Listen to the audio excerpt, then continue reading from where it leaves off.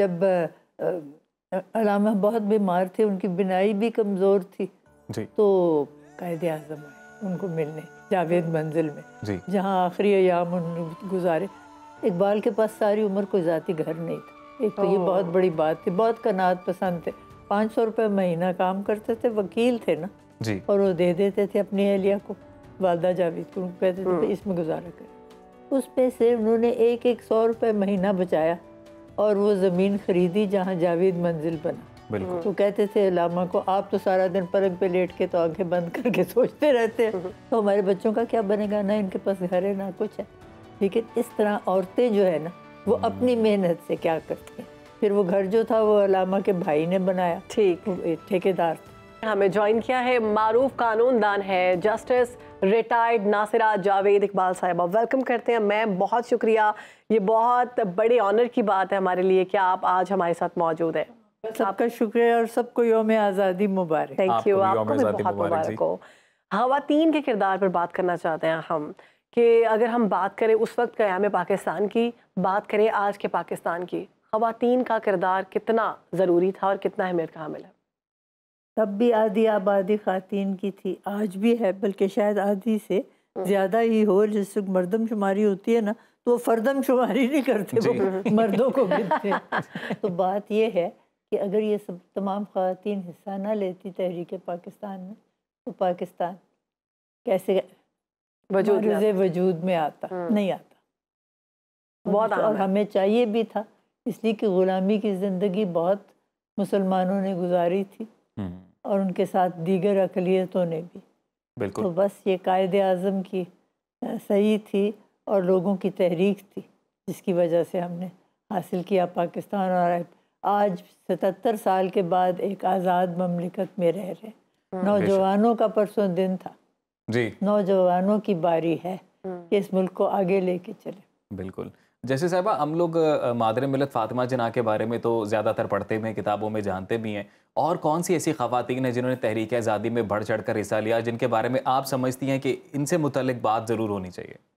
बहुत सी ख़वातीन हैं गुमनाम, उनके नाम सामने आती नहीं। मसलन अब देखिए, बोली अम्मा मोहम्मद अली की, जी। जान बेटा खिलाफत पे दे दो, तो खिलाफत भी तो इस सारी तहरीक का हिस्सा ही था। अब हमें पता ही नहीं कि जो अम्मा मोहम्मद अली की उनका नाम क्या था। बिल्कुल बिल्कुल। तो ये हालत है कि हमें पता तो है नहीं, लेकिन उनका अपना बहुत बड़ा किरदार है।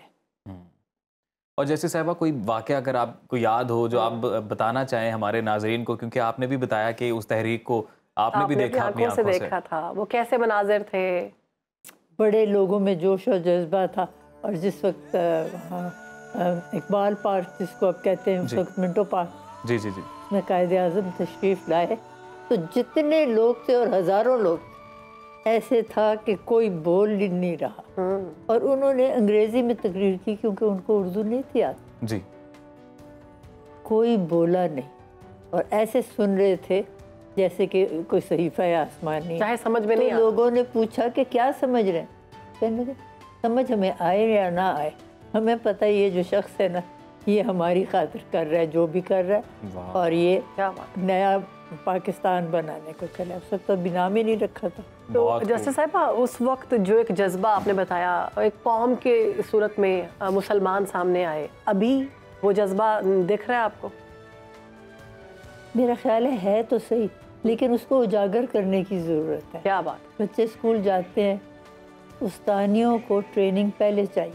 हमारे यहाँ उस्तानियों की, मैंने छोटा सा स्कूल, उसमें 150 बच्चा है किया हुआ है, लेकिन इसातिज़ा जो है ना उनको इतनी हर चीज़ का अखलाकियात वगैरह का पता नहीं है जैसे होना चाहिए। उनको हम सिखाएंगे, फिर वो बच्चों को सिखाएंगे, फिर बच्चे आगे अपने बच्चों को सिखाएंगे।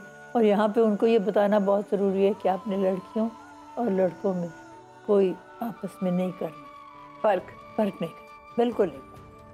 जैसे साहब, आप अपनी ज़िंदगी का कोई तजर्बा बताना चाहिए, क्योंकि आपका ताल्लुक जिस ख़ानदान से है, तसव्वुर पाकिस्तान ही यहाँ से मिलता है हमें। और फिर इकबाल की शायरी, शायद ही पाकिस्तान में कोई, बल्कि साउथ एशिया में कोई ऐसा शख्स हो जो इकबाल के नाम से वाकिफ़ नहीं है। तो जब आप इस घर का हिस्सा बनी, जब आप इस फैमिली में जुड़ी बतौर खातून, आपने कोई रिस्पॉन्सिबिलिटी फ़ील की, फिर उसको निभाना एक ज़िम्मेदारी महसूस हुआ? बस ज़ाहिर है, जब आप ऐसे घराने में आए बच्चे तो जो हैं वो अल्लामा इकबाल की नस्ल है। मैं तो एक बाहर से आई हूँ, लेकिन उनको ये सब चीज़ों का एहसास दिलाना कि कितनी बड़ी उनके ऊपर जिम्मेदारी है अपने दादा की, और उसको उन्होंने कैसे निभाना, ये तो फिर बच्चों को सिखाना ही पड़ता। नहीं तो उनको जस्टिस साहिबा, आज के नौजवानों की अगर बात की जाए, इकबाल ने उस वक्त नौजवानों को बेदार किया, कोई ख्वाब दिखाया पाकिस्तान का। आप समझती हैं कि आज के नौजवान जो हैं वो उस ख्वाब पर पूरा उतरे? क्यों नहीं, ज़रूर उतरेंगे। देखिए ज़्यादा आबादी तो हमारी है ही नौजवानों की, 60% है जी। और अभी परसों जैसे उनका दिन हमने मनाया। स्कूलों में तालीमें सही होनी चाहिए। बहुत बड़ा मसला है कि जहाँ आप स्कूल खोलते भी हैं, मैं तो खैर जाती हूँ अपने स्कूल में रोज़, तो मैं देखती हूँ करते क्या है। वहाँ पे उन्होंने गाय भैंसें बांधी हुई और शादी हॉल बनाए हुए। तो इस तरह की सूरत हाल में क्या हमने पनपना है? तो बस वो इकबाल तो कहते थे ना कि जवानों को मेरी आहे सहर दे, फिर इन शाही बच्चों को बालों पर दे। खुदाया आरजू मेरी यही है, मेरा नूरे बसीरत आम कर दे। और आसान ज़बान में भी बहुत कुछ लिखते थे, जैसे वो लप्पे आती। मैंने पहली चीज़ जो सीखी जब मैं अभी स्कूल नहीं भी जाती थी, वो थी लप्पे आती है दुआ। जी, आप लोगों ने भी यकीनन सबने बिल्कुल सबने पढ़ी भी है स्कूल की असेंबली में। अच्छा जैसे साहब, मैं आपसे जानना चाहता हूँ कि अभी हम आजकल बिलखसूस जब मुल्की हालात देखते हैं, मुल्की सियासी हालात की अगर हम बात करते हैं, तो जैसे तहरीक आज़ादी में ख़वातीन ने बढ़ चढ़ कर किरदार अदा किया, आपको क्या लगता है कि आज के सियासी हालात को देखते हुए पाकिस्तान की तरक्की और खुशहाली के लिए ख़वातीन जो किरदार अदा कर रही हैं वो इनफ हैं, या ज़्यादा से ज़्यादा ख़वातीन को मज़ीद सियासत में हिस्सा लेना चाहिए? और अपने नाज़रीन को मैं एक चीज़ बताना चाहती हूँ कि रिसर्च स्कॉलर सैयद फ़हद अली काज़मी साहब हमें ज्वाइन कर चुके हैं। आपको भी खुशामदीद कहते हैं।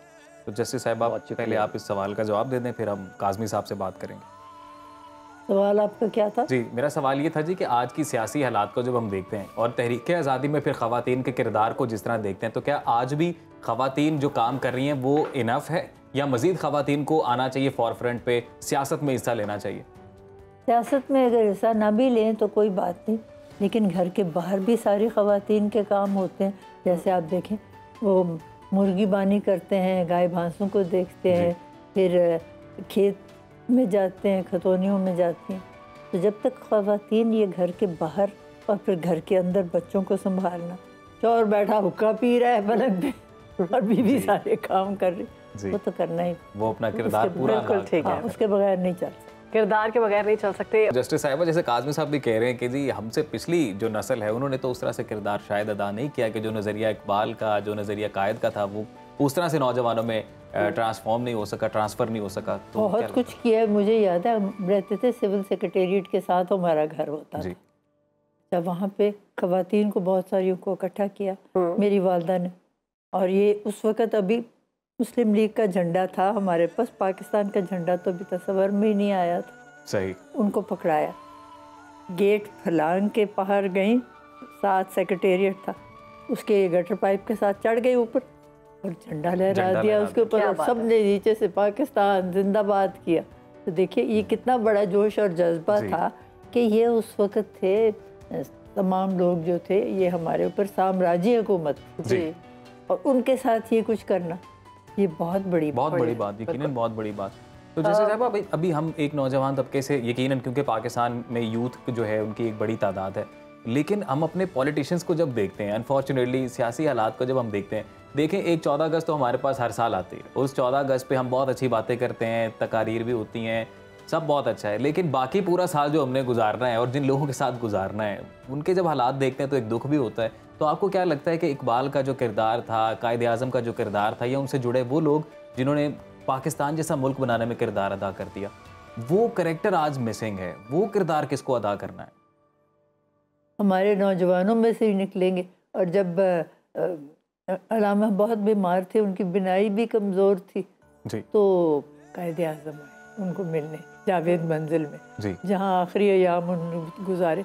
इकबाल के पास सारी उम्र कोई ज़ाती घर नहीं था, एक तो ये बहुत बड़ी बात थी, बहुत कनात पसंद थे, 500 रुपये महीना काम करते थे, वकील थे ना जी, और वो दे देते थे अपनी अहलिया को, वालदा जावेद को, कहते थे इसमें गुजारा करें। उस पे से उन्होंने एक 100 रुपये महीना बचाया और वो ज़मीन ख़रीदी जहाँ जावेद मंजिल बना। बिल्कुल। तो कहते थे अलामा को, आप तो सारा दिन पलंग पे लेट के तो आंखें बंद करके सोचते रहते हैं, तो हमारे बच्चों का क्या बनेगा, ना इनके पास घर है ना कुछ है। लेकिन इस तरह औरतें जो है ना, वो अपनी मेहनत से क्या करती हैं।